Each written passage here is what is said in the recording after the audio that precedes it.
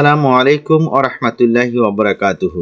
রাসূল সাল্লাল্লাহু আলাইহি সাল্লাম বলেন, যে ব্যক্তি কোরআন তেলাওয়াত এবং মুখস্থ করবে আর হালালকে হালাল এবং হারামকে হারাম জানবে, আল্লাহ তাআলা তাকে জান্নাতে স্থান দিবেন এবং তার নিকট আত্মীয়দের এমন 10 জন লোকের জন্য তার সুপারিশ গ্রহণ করবেন যাদের জন্য জাহান্নাম সাব্যস্ত হয়েছিল, তাদেরকে সুপারিশ করে জান্নাতে নিতে পারবেন। তিরমিজি শরীফের হাদিস।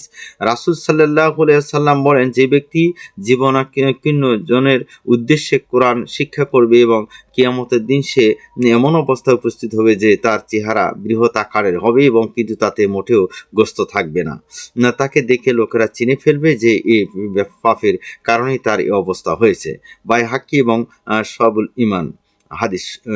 আচ্ছা, হযরত ওয়াকাবা বিন আমির হতে বর্ণিত, রাসূল সাল্লাল্লাহু আলাইহি সাল্লাম বলেছেন, বলতে শুনেছি যে চামড়ার কালামে পাক অর্থাৎ কোরআন শরীফ আছে, আগুনে ক্ষিপ্ত হলেও তা জ্বলবে না, অর্থাৎ কোরআন তেলাওয়াতকারী জাহান্নামের অগ্নি হতে সুরক্ষিত থাকবে। দামেরি শরীফ।